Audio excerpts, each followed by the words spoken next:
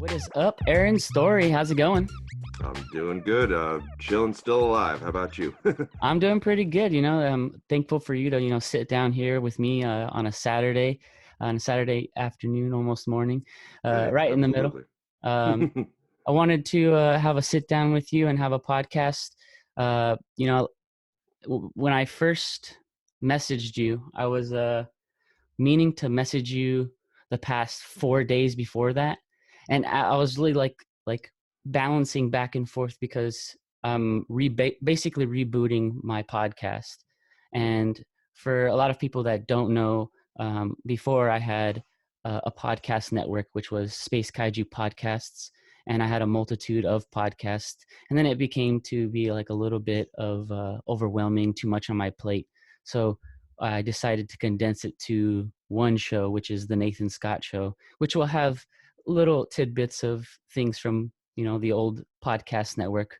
But I wanted my first guest to be on the Nathan Scott Show, Aaron Story, uh, because you're a classmate of mine, and tell everybody how we met. We had some audio classes at Mount San Antonio Mount San Antonio College, and Correct. pardon me No, for no being worries. a little bit nervous here. This is my first Hey, podcast in a long time.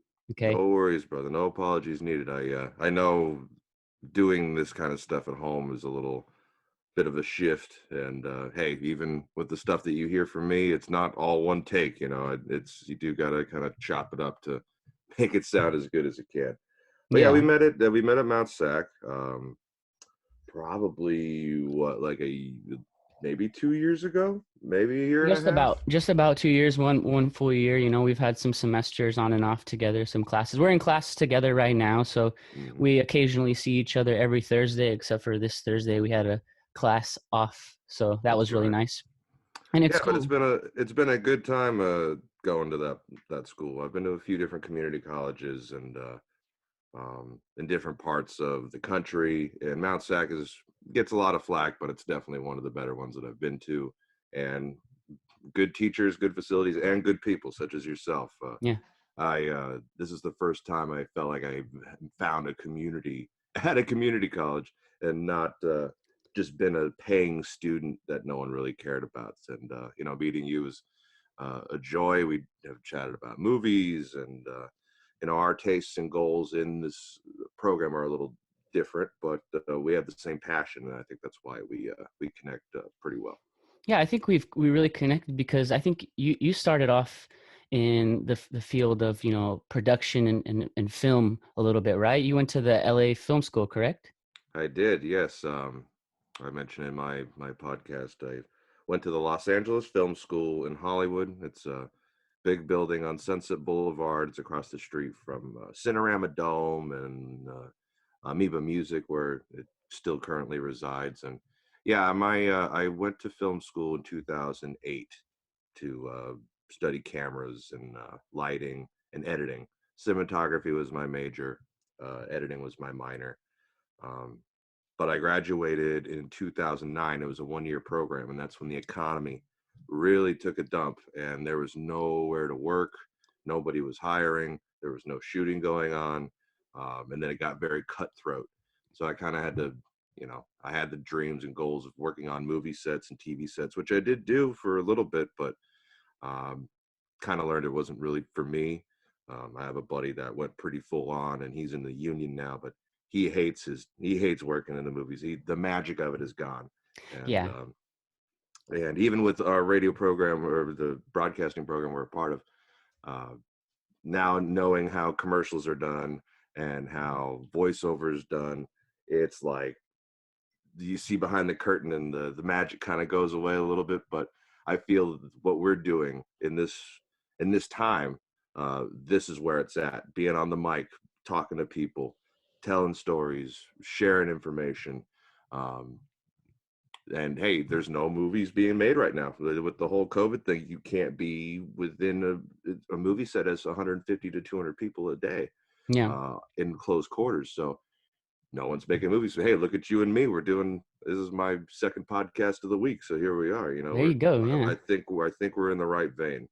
Yeah. So I really wanted to get back to podcasting because I was mentioning to you or like through messaging on Facebook that Mhm. you kind of, you along with other podcasters really inspired me to get back to podcasting. I've been podcasting for 4 to 5 years now, and I have a good library of multitude of podcasts that I've been doing. But it was last summer that all of my podcasting came to a halt. And I remember it was this Sunday in July. It was really hot summer, and I had a guest on my podcast, and I believe his name was Steve, on the Conversations with the World. And I use my work facility as a studio from time to time. So I drive out, I have this conversation with him, and as the podcast is going, I'm starting to realize that my phone is like ringing off the hook, and it was my mom. And um, as the podcast nears an end, I start to say goodbye to my guest, and I finally call my mom back, and she tells me the heartbreaking news of my dog of 13 years passing away. And that killed me there. That really killed me, and it shot down my motivation to do any podcasting. So I stopped for quite some time, and I just became more of just someone who admired listening to podcasts and enjoying conversations. But that's what I love about podcasting when it comes to it. Having conversations with people, learning stories, sharing stories. That's your name, Aaron Story. so, Right. so Well, my condolences to the loss of the pet. I've lost pets. I've lost family. I've lost friends, and I know when something like that happens, you go into shutdown mode. I can't think. I don't want to think. I can't even process. You just kind of have to go into, it's a somber but meditative state, and I think you needed to do that to be where we are today, to what you're doing. You kind of you get knocked down in a lot of different ways, uh, and when it really comes to your passion and what you love, it always comes back. No matter, I went through some hard things, and I thought I'm done. I'm not even. I don't want to have a job. I went through pretty much a divorce after an 8-year relationship, and and it was like in seconds. Everything was beautiful. Then she was not interested all of a sudden, yeah. and my world completely changed. And I was like, that was a pretty hard experience. And I didn't, because when you're with somebody for a long time, or you're with a family or a relationship or a pet or whatever, when you're in something for so long and then it just stops, Yeah. you go into shock mode. You can't function. And but it does come back around, because I was with this woman, and I was trying to be an accountant. I was going to Mount Sac for accounting classes because she wanted to start a business. I figured, well, I'll manage her money. I thought we were going to make a family and be in the bag. And then after she left, I was like, what am I doing at Mount Sac taking these accounting classes? I hated it. I Yeah. hate dealing with financial paperwork and all that stuff. It was like, and I was taking a philosophy class at Hmm. Mount Sac, and the teacher was a really cool guy. And then he heard my voice after first day of class. He's like, what are you doing here at Mount Sac? I said, I'm trying to be an accountant. He's like, stop that. You're not doing that anymore. He's like, here you go. Take this. He gave me my Blue Yeti microphone. And Oh, he's like, snap.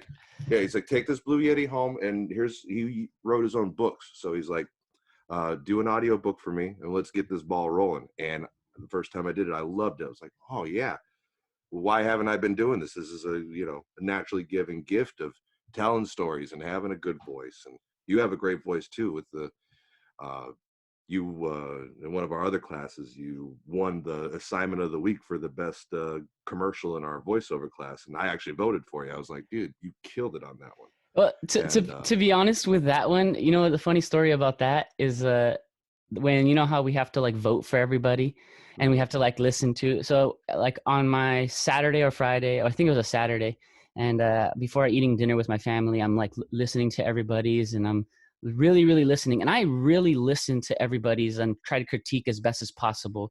Like I Right. try to be honest and truthful, and that row of stuff, the Brookfield Zoo like reading that I did, I felt so confident that as I was typing the vote to PJ, I was saying, all right, PJ, I would really like to vote for myself with this one for this week, but because I know I cannot, I will not. And I vote for JJ, and here are the reasons, blah, blah, blah, blah, blah, blah.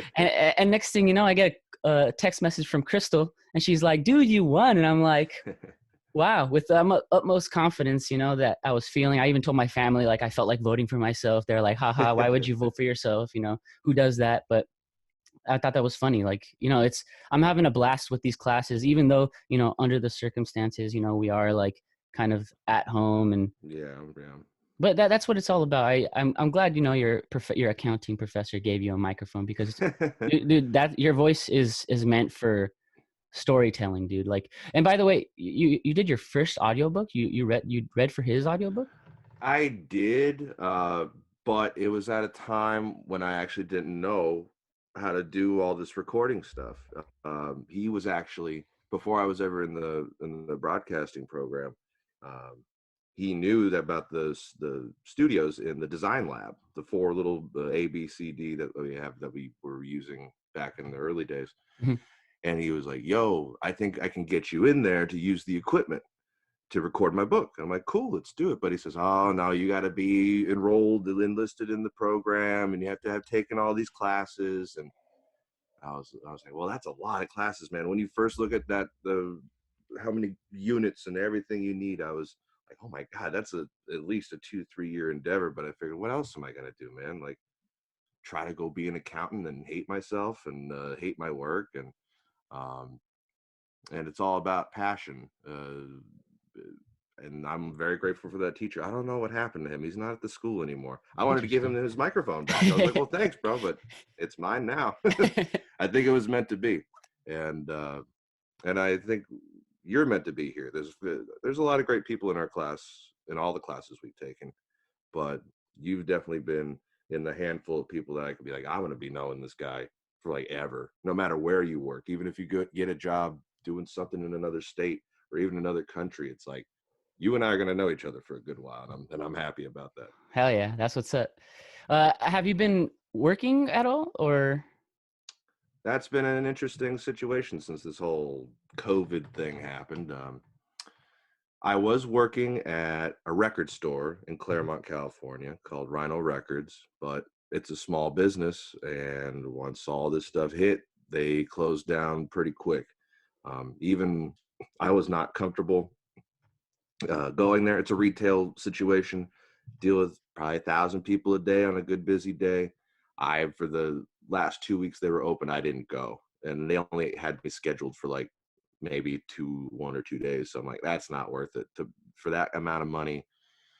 And it wasn't that, I mean, it was a 4 hour shift a day. I'm not going to risk getting myself and my family sick just to go make some cheesy money. So, but then I actually did not get a call back. My manager said, "Yo, the shop's closed." And he had been there for like 12 years. And he's like, "We're all fired. They all let us go." Oh shoot.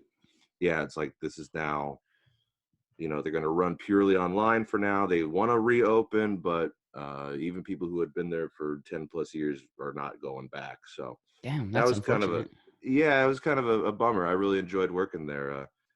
But as you can see, all of that right there was every paycheck that There that you I go. got from that place. So I am saving money now. That's Uh, good. That's good. but another thing that I don't know if a lot of people know in the radio program that we're in is that I was employed to be an assistant in the radio station right before the school closed down. Mhm. And so I only worked 1 week. I only worked 1 week in the station. And then Jason, our teacher, he said, "Yo, we still have funding to get you guys paychecks for the rest of the semester." So we get paid once a month, and I've been getting paid from Mount Sac about once a month to That's good.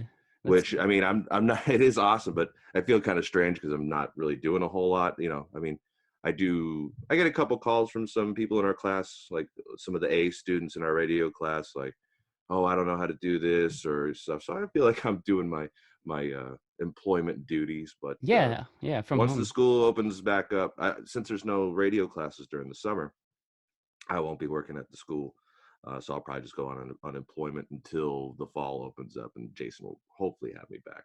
Yeah, I'm sure he And will. just being how old I am and how much money I make, and since my grades are pretty killer, um, I get I have a grant, one of those Pell Grant things that you I was awarded like $9,000 or something, so they just give me checks every once in a while, and it's working out all right. I got a good chunk of cash in my account, and my family's all working from home. My mom works as a legal secretary, and my dad works for Cisco Foods as a manager, buyer kind of guy. And they're all in my living room right now doing their stuff. There But you we're go. all healthy and happy, and we're doing okay. It is all a shift. But how about you? You mentioned you do editing at work. Like, what do Yeah. you what do you do? So see what happened was, I work for LA County Parks and Recreation. We have a building in Hacienda Heights, which it normally is running for a facility for classes like Zumba or paint classes, or Mhm. we rent out the auditorium for plays, or the high schools play their instruments, have concerts there, everything there. But now we switched everything to virtual, so I became the most important person in the darn building, the one that could edit videos. And Mhm. so I've just have this workload of just we record these virtual classes, whether it's a show me how to paint, let's jam, playing the bass, playing the guitar, little things that we can utilize from the talents of our workers. So from youth workers teaching stuff, that's what we have. So I'm just editing videos there. I'm having a blast. I'm grateful that I actually have a job to still work, and they Totally. approved of me to work from home from time to time. So it's working out. I mean, I get a little stressed going out a little bit still, due to, Sure.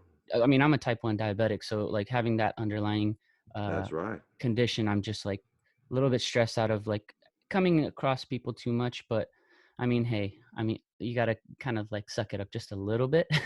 At this point, yeah, I've noticed a lot of people are. I mean, when this first happened, it was pretty scary. Like, I thought, because we've been through. I'm sure you remember the Ebola thing that happened back in Yep. 13. Or Zika. Yeah, like a lot of that stuff. So I thought, maybe this isn't going to be as heavy as it looks on TV. And then, first time I went to the grocery store, it was like a zombie movie. It was everybody running. People were getting in fights. People were running, and I thought, oh no, this could actually be pretty bad. And the next few times going out, got the mask and the gloves, and I sanitized everything before I put it in my trunk. Uh, and then even when you get home, you're wiping down everything. But at this point, we're starting to look at the numbers. I saw the statistics here in Southern California. There's a lot of cases, not a whole lot of deaths. I mean, of course, all the deaths that did happen are tragic and awful, but Yeah. when you kind of look at some of the other statistics of the mortality rate of different things, car accidents, uh, accidental things in the home or whatever, it maybe isn't as bad as we think it is. At least maybe we didn't get as bad as like Italy or some of those other places that Or New have a York. lot of. New York has it pretty rough too. It was the congestion, I think. It was the very close quarters. That causes that. We have close quarters out here, like, apartment buildings and stuff. But have you ever been to New York? Have you ever seen what it's like over there? I've never been to New York. It looks like a movie set. It is so compact and Yeah. the streets are so narrow. I was in Queens. That's where I was driving home from a trip. That's a whole nother story. I used to live in New England, and I was coming home to California, and I got to drive through New York. But it was, once I saw it, I was like, oh yeah, I could see how you can get sick pretty easily. Not even with the pandemic, but just being in that kind of close quarters when everyone's touching everything. And that's another thing. We are coming to terms with different protocols, and things are going to change. Like, I used to love going to concerts. Yeah. Um, and that's a big industry that's hurting right now. But Big now, time. even if they open back up, it's like, I don't really know if I want to go get a drink at the bar, because I don't know what that person has. An open container, uh, even just being in a mosh pit. What if somebody's got something? Yeah. Never thought about it before, but we're all thinking about it now. I was bummed that they canceled the Glitch Mob concert. I was supposed to go on May 9th. Oh And, man. and another funny story about that, I was getting a new phone May 9th. I think it was a Friday. and surprisingly, Verizon was open, and I was just in need of an upgrade for my phone. So I walk in there, it's about to close, but the lady's like, "All right, I'll upgrade your phone." And as she activates this brand new phone, uh, Mm. the first thing that pops up, if you have an iPhone, you'll know what this is. Like the Apple Wallet pops up, and it tells you like what you have a ticket coming up, like a Dodger ticket or any kind of like Ticketmaster.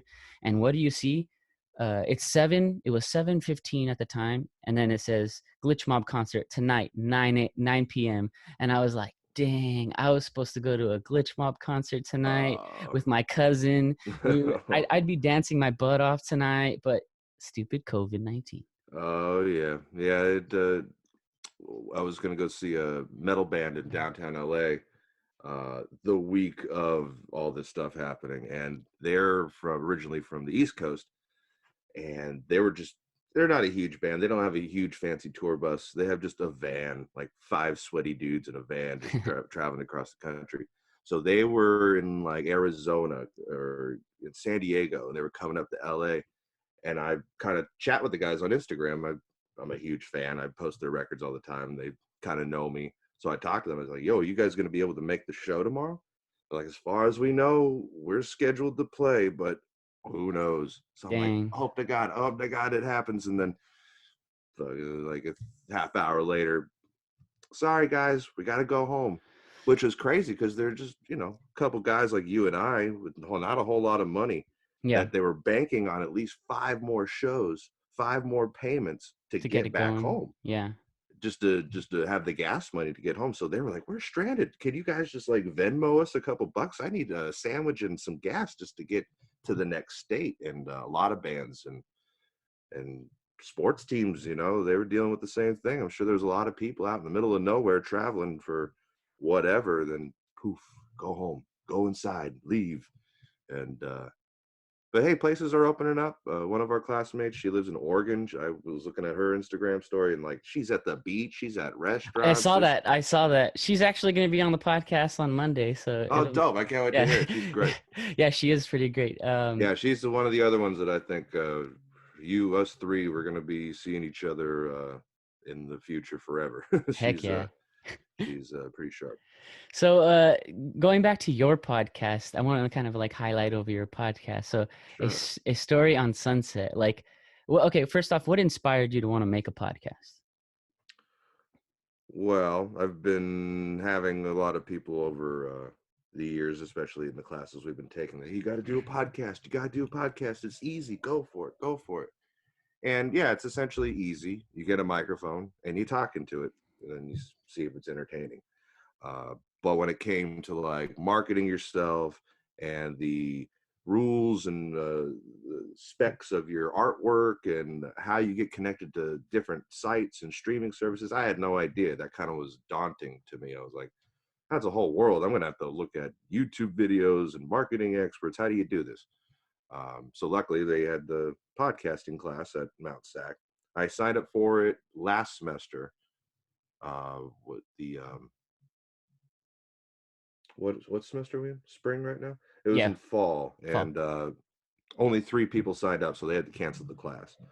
Um, and I think it was just the name of it or something. It was like internet broadcasting or something, which doesn't allude to just have it called podcasting. podcasting. Yeah. So they changed the name, and the class is full. There's like Yeah, I noticed that once they changed the name of the class, everyone wanted to do exactly. podcasting. So, And it's a lot of there's some redundancy in the class. There's a lot of stuff that we don't really need to go over that our teacher does go over, but he did.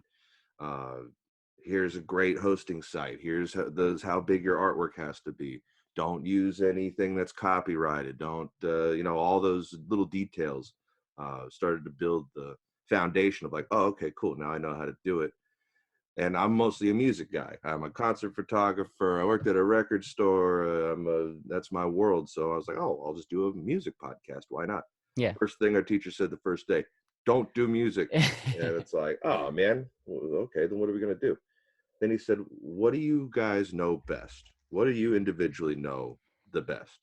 And there was somebody in our class. She said, yourself. He's like, yes, you know yourself the best. If you're gonna talk about something, have it come from here, from your mind, your heart. wherever that makes it seem legit. And I figured, okay, well, I know myself the best. What should I talk about with myself? And I just started thinking, oh yeah, I've lived all over the country. I've had lots of different jobs and lots of different experiences, and definitely living in Hollywood was the first. I grew up in Chino Hills, a little Yeah. suburb in Southern California, nothing too I fancy. used to work in Chino Hills. I mean, it's a nice spot, but it's not too wild. Going from there into the belly of the beast was it was exciting, but I did see a lot of crazy things and had a lot of beautiful and unfortunate things happen to me over there. And I just started thinking, man, I got stories forever. You do. Let's go with that. You do. And something that I don't know, it's not a secret of mine, but the way our teacher asked, he's like, how do you do this? How do you prepare for an episode? So, well, I initially went to film school and I did study story structure, Hmm. how movies are written. And it's always a 3-act structure: beginning, middle, and end.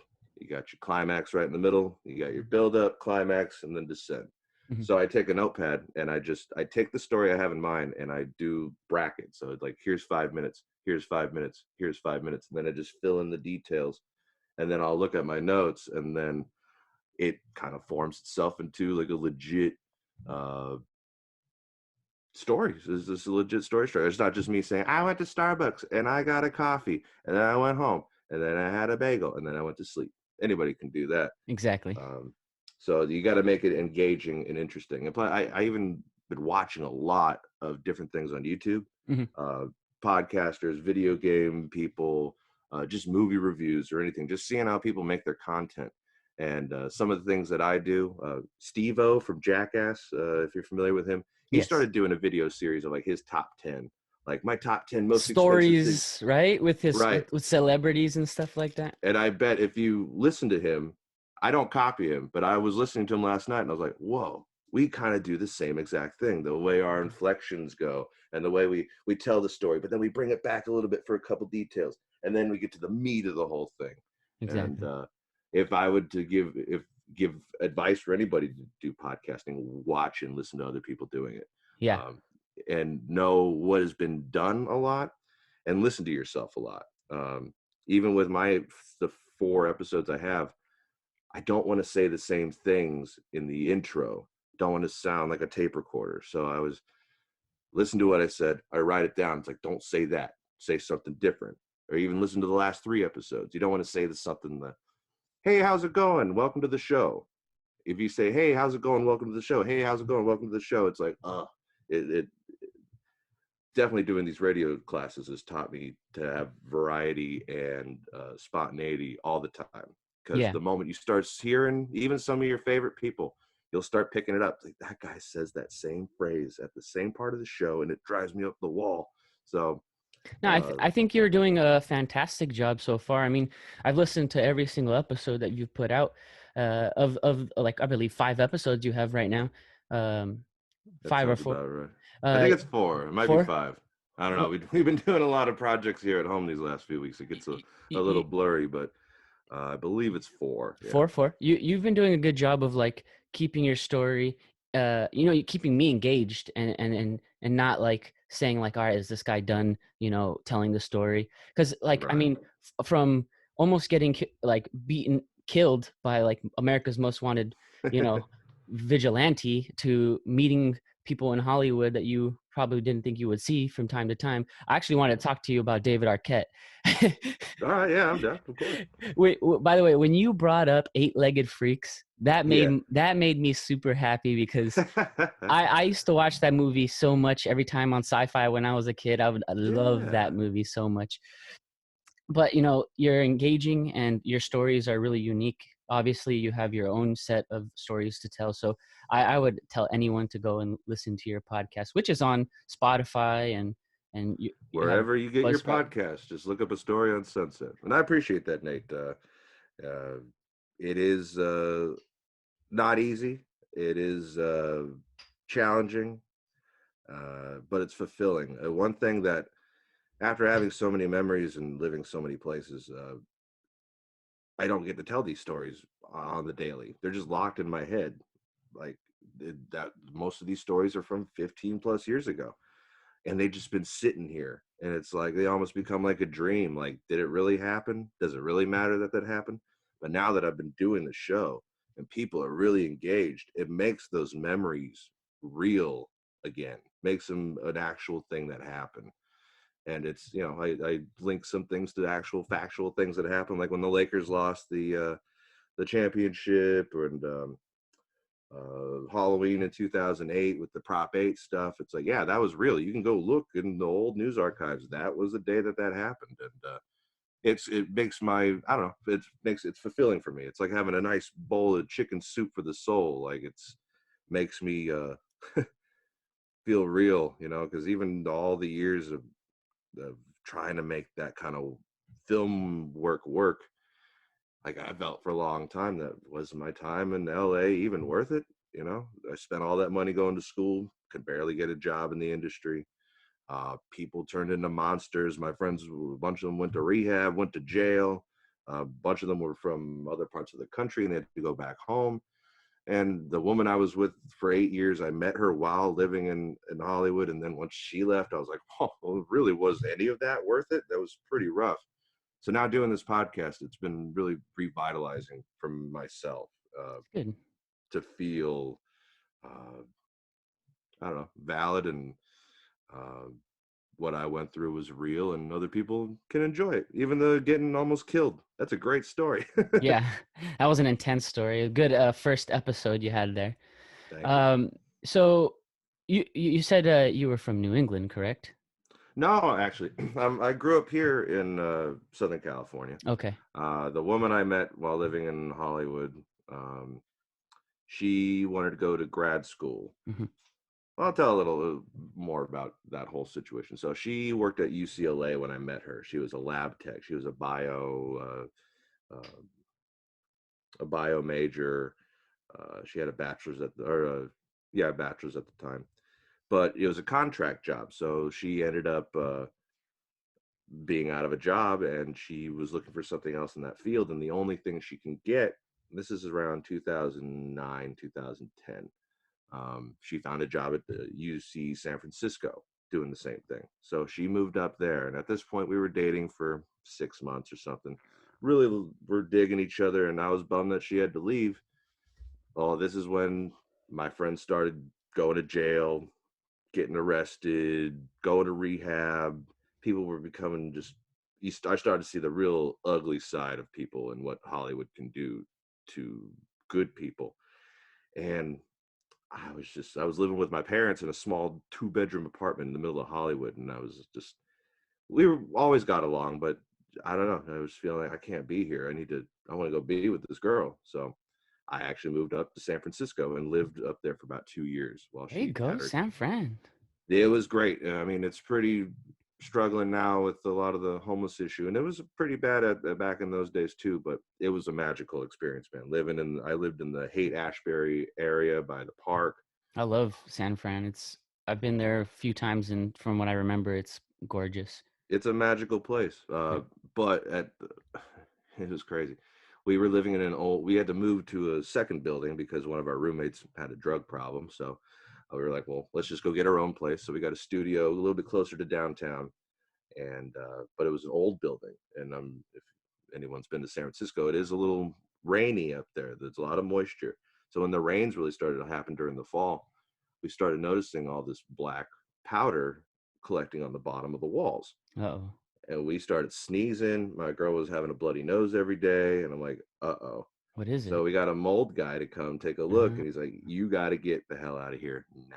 shit. This is a toxic place. This whole building has to be condemned. And this was a 5-story building with like over 300 units in it. It's like, oh my God. So, and we spent all that money leaving the Haight Ashbury area to get to the down. So we didn't have any money to go find another place. It was Yeah. so expensive to live up there. So we came back down to LA, and me and my girl stayed with my parents at the same apartment building in Hollywood for another 2 or 3 years or so. And that was cool. That was fun. But she wanted to do something else with herself. So she started looking to go into grad school. She wanted to get a master's, and she started looking into more, instead of the medical field, more of the agricultural soil science kind of thing. She wanted to be a compostologist or whatever. And the best school for that in the country, apparently, is in Vermont, University of Vermont. Hmm. So she applied and she got accepted. And it's like, okay, well, I moved to San Francisco with you, and you've been living with my folks. You seem pretty strong. We think we're pretty good. And this is probably a good 2, 3 years of being together. So we moved to New England. We moved to northern Vermont, 2 hours south of the Canadian border. Wow. And we lived there for about 3, 4 years.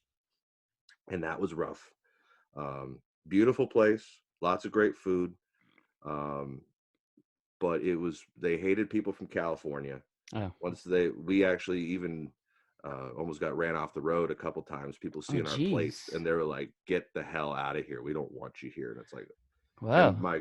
my girl, she was Chinese, so we were an interracial couple. Surprisingly, they didn't like that over there. Oh, shit. She would even she came home crying a bunch of times. She was like, people were like telling me to go back to China and stuff, and Holy it was a moly. pretty miserable place. And once the snow, growing up in Southern California, the sunshine and Yeah. beaches, this is going to a landlocked state 2 hours south of the Canadian border. It's a nightmare. It was so cold, and it was like negative 35, I think, was the coldest I ever saw. And if you walk outside, you will die. Damn. And being 3,000 miles away from family was really rough. That was the furthest I've been. And I only got to go home for the holidays like maybe twice out of those 4 years. That's And unfortunate. Will we be yeah, getting a story on Sunset from New England? well, I was thinking actually, I was chatting with my teacher for the podcasting class. I was like, well, I got stories all over the country, Yeah, you but do. this story on Sunset's more centered around Hollywood. How Hollywood. do I Okay. transition to different areas? It's like, can I do the same show, but then have like, oh, here's the sorry, my Siri thing was acting. Or like, should I Like do a news show? how to pivot. So like I mean that'd be pretty cool, obviously it's centered around Hollywood, but if you pivot, you could just be like, like not only was I living here, but I was living multiple places, and today I Right. have a story from San Francisco, for a story from Vermont. It'll be a pivot for sure. But I Yeah, I think everyone will know. appreciate the stories being told for sure. Totally, yeah. Well, but then I still got so many left from the Hollywood days. It's like, well, we'll see how it goes, but plenty of content to come, that's for sure. Definitely, definitely. Uh, let's see. Lastly, I just wanted to highlight over, like, how this transition of schooling has been for you during the whole pandemic. Sure, yeah. It's I didn't want to do it when all this first happened. I figured with the work that we're doing and what we're studying, we need the gear. We need to be in the studio. We need to be around each other, uh, just to have that the camaraderie that we have had. We've been working with a lot of the same people in the same classes for a good couple of years now, and I missed that, and I felt. Especially for 96, our radio lab class, I thought you guys should just cancel it. This needs to, you know, we lost a few people in the class just because they probably couldn't do it or work schedules or anything. Um, but we figured, we should give it a shot. And also that grant money that I get, uh, and even in being employed by the school, I have to be enrolled for 9 credits.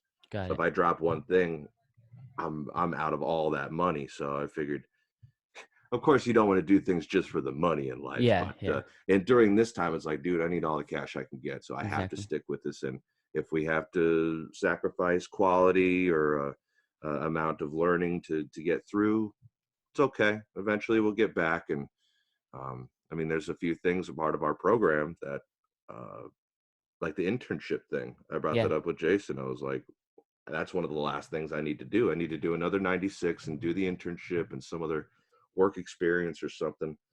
But if we can't get that experience and those internships, am I just going to be in limbo at school for who knows how long? And they'll just, oh, you okay, you just wait, and we'll let you know. But it's like, I don't know. So that kind of the uncertainty makes me a little anxious, but I know we're doing a lot of good stuff right now, and still learning a lot, and even just working from home and doing the kind of stuff we've been doing for for Jason's class and whatnot. It's been a good practice. But also, I don't want to get too comfortable in it because I know one day we're going to be in a room with all that gear again, and I don't want to lose that rhythm that we've learned so far. How about you? I mean, I know you got good gear, and uh, what we're studying is in this realm, but how you doing? Um, I at first I had 3 classes. So obviously I had the 36 voiceover class, and then obviously the radio 96 class. But Mhm. also I was taking a math class, which this is like my last chance to take this math class, which I've failed multiple times. Um, and at the beginning, I was like, okay, I can buckle down and try to pass this math class, but I did not sign up for an online math class, and Mhm. I just could not put it together. So I really had to just drop that class and just focus more on what we were doing with voiceover so that I can perfect my craft. I do appreciate, the Zoom meetings that we have with Jason, because there's nothing like that camaraderie that you mentioned. Like being in the radio station, or even just being in the studio, is I miss it a lot. Like I do Mhm. enjoy having my own setup, and I've always had my own setup. Like I can take my setup anywhere I can with to work, and I'm pretty comfortable with all this gear. But there's nothing like being in that radio station. Like the problem that I was having was, obviously, like the kitchen is like right here, like next to my door, so I'd have to get some soundproof for the bottom of the door. I got some soundproof foam for the walls, like just trying to Mhm. adjust, because for me, when I like to open up the mic, I like to have complete silence, like it's just me in outer space, like put myself in Ridley Scott's Alien, like yeah, no one can hear you scream in space. Like that's how I like my studio to be. It bugs me to be able to hear people in the background, or it's easy for me to like lose my train of Mhm. thought. But sticking with these audio classes is manageable because of the equipment that I have. And it's unfortunate that there are some students who, you know, try jumping right into it and don't have a microphone to utilize. Sure, sure. But I'm enjoying every step of it. I think it's a positive, because there's also a positive way to look at it, because some of the voiceover work or radio people, they do work from home from time to time, and they That's need to true. know that home studio aspect of it. Like PJ, he's got his Oh own yeah, little isolated room that he records from. So exactly. it's cool to see that. And right now I'm adjusting towards podcasting. I and it took me a while to get back to podcasting as well, and doing this whole 360 of when we first started talking about podcasting. um, I love that feeling of being in front of somebody, setting up my little podcast studio in front of them, putting them headphones on, and just being face to face. Like I miss that. Like I am so jealous of Joe Rogan, because he's testing everybody that comes in. And by the way, I've been podcasting before I even knew Joe Rogan had a podcast. So I caught on eventually to what Joe Rogan was doing, and I Mhm. just admire the way he has conversations with people like from all walks of the earth, and he's Definitely. able to just converse. He is a good person to watch because he does do, I mean, there's no right or wrong way to do a podcast, but I feel not every interview he does is spectacular, and Yeah, it is good to see somebody that good have a bad interview, just so that, hey, no one's Superman here. We're not all. Sometimes he smokes or drinks a little too much, and then he'll start asking stupid questions, or uh, their conversation before the show would start would like overtake the conversation, which it leaves you in the dark because I don't know what you guys are talking about. yeah, Um, but it's still good. If you're going to go in this field, listen and watch everybody and take notes, and you become your own. If, you see yourself in others, and then you see what you don't like in some well-known people, uh, at least in interview style, or how the format of their show is. Um, they always say, don't. If you're taking on a project, or if you're going to do a painting, oh, don't go to the museum and look at all those Van Goghs and all those Picassos. You don't want to have that taint your spirit, your creativity, mindset. But nah, man, you should, if you're going to make an album, listen to everything you can. If you're going to make a painting, go to 3 museums and then take photos and look at it. Picasso has a good line. He says, artists borrow and geniuses steal. And I wouldn't say, there is no stealing when it comes to an interview style. There is a good way to interview people. And if you nail it, you're surefire every time. But at the same time, it allows us to be humble, I think, because not every show is great. Not every interview is perfect. You're talking about noise issues. Every house in my neighborhood has their own gardener. And every day there's a different gardener using a leaf blower, using a weed whacker. And I'm like, I'm in the mode. I'm doing a great story. And I'm like, I got to stop, man, Yep. because I don't. So the challenge, it'll always be a challenge. I By don't the think way, I any. think leaf blowers should be extinct. They don't. I don't think they're very efficient machines. They're It not ends. efficient, and if you just got a car wash and you're driving by someone's house that is getting I know. gardened, I feel like the gardeners on purpose like blow straight to your car. It's like, oh, I gotta put the windows up and stuff like that. But I was gonna say, what advice could you give to my listeners out there? But that was perfectly said for the podcast format there, Aaron. Well, And I appreciate that. Yeah, I think if I could say anything else is don't get discouraged. Don't let anybody tell you one thing or another. Even in the podcasting class, our teacher can say some stuff, and I've called him out. It's like, dude, I completely disagree with that, and that is not accurate. And he'll come back the next day. Aaron was right. I'm sorry. So he at the beginning of that class, he was like, you can do whatever you want. Do whatever you want. I don't care. But then he started putting these boundaries on the rules. Like now there's rules. yeah, And I haven't taken that class yet. I know that like I feel like the only thing that I would gain from that class is like the aspect of like how to gain revenue through podcasting. But yes. I think I don't need that class, but I would want to take it. And then again, I think I've already started off on the wrong foot with that professor, because I remember this one time I was in the radio studio and I couldn't get to Vox and nobody was in the radio studio at the time. So I Mhm. went I was like looking for like classmates I and remember that day. I was there. You walked into my class and he was like, what the hell are you doing here? What can I do for you?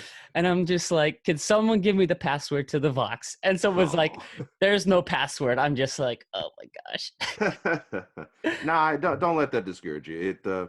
He can be a little abrasive. He's a sports dude, so he's like got that kind of, hey, do it right, boy. Come on, Yeah, like, and that can be a little like, stop, bro. Like, there's some people, not everybody reacts well to that. exactly. But lastly, I could say, Hmm. take a podcasting class. Okay. Have that experience, not just for you, but for anybody. Yeah, If yeah, you yeah. this is a field you want to practice, you do need to know the specs of how big your artwork has to be, what sites to use, how to use it, when you can start monetizing it. Uh, that's a whole lot of information that you don't get just looking on YouTube. So even if it's an online class or like a master class or anything like that, if anybody wants to get into this, take a seat, take a class, spend a little bit of cash. And hey, some people just do it on their phones or their iPads. Some famous people don't have podcasts, don't use microphones and fancy soundproofing studios. Uh, like Bill Burr's podcast, his audio is terrible. It sounds like he just has the crappiest mic and he's in the hotel bathroom. Yeah. And it's like, but people love it. He gets millions and millions. He makes I, so much money off of it. I So love I love when he yells and he like goes far back from the microphone. He's it's like, beautiful. podcast, like something like that, you know? Yeah, so he plays with the space that he's in. So I would say don't let all the equipment and the fancy headphones and everything detour anybody from going for it. I'll one up you on that. You know what? I'll end it on this before I say goodbye to you.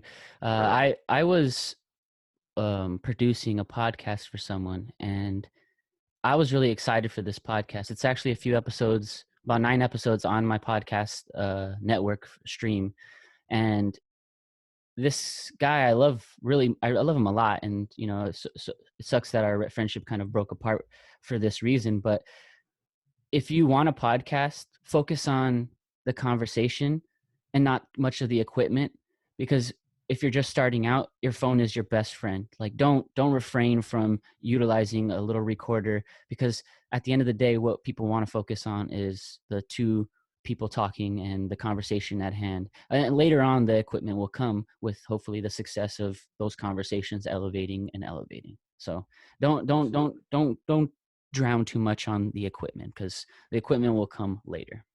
Agreed, But my friend. I thank you for coming on to the Nathan Scott Show, Aaron, It's and I been my appreciate pleasure, you. and it's been an honor. Can you let the listeners know where to find your podcast and yourself, if you'd like to shoot out those socials? Sure. Thank you, sir. Yes, you can go to, well, my streaming site that I use is buzzsprout.com. If you go to a storyonsunset.buzzsprout.com, it'll take you to my homepage. I have my 4 episodes there. But if you go to Spotify, Pandora, Deezer, whatever, if you type in A Story on Sunset, Apple Podcast, you will find me. I'm on Twitter and Instagram at A Story on Sunset. And I'm also on Facebook at A Story on Sunset. So you can go there. I put on the links every week that I put a new show, and we'll see where it goes from there. We're still in the birthing stages here. I'm still fresh to it, but it's enjoyable, and I'll be getting a lot of good feedback. And if anybody tunes in, I appreciate you listening, and I thank you, Nate, for listening. It means a lot to have because some people in the class, they don't, they say they're going to listen, but they don't. And you could look, it's crazy when you start seeing the stats The where stats. everyone's listening. So Mm-hmm. it's just, oh yeah, I listened to it, it sounds great. And it's like, you didn't listen, dude. So but no, where can we see this once this episode's done? Where can we find this episode at? So this episode will be on all platforms. I know about 5 months, 6 months ago, I finally got on Spotify. So I like to see everything on Spotify, but SoundCloud, at the Nathan Scott Show, iTunes podcast, anywhere you can find podcasts. But Well, Aaron, you got another subscriber here. I'll subscribe once we're done here. there we go. I appreciate you. I'm going to leave you with my favorite quote of all time. Be sure to starve the ego and feed the soul always. And I appreciate you 9,000 for joining me today, Aaron. You too, brother. Be well. Thank you.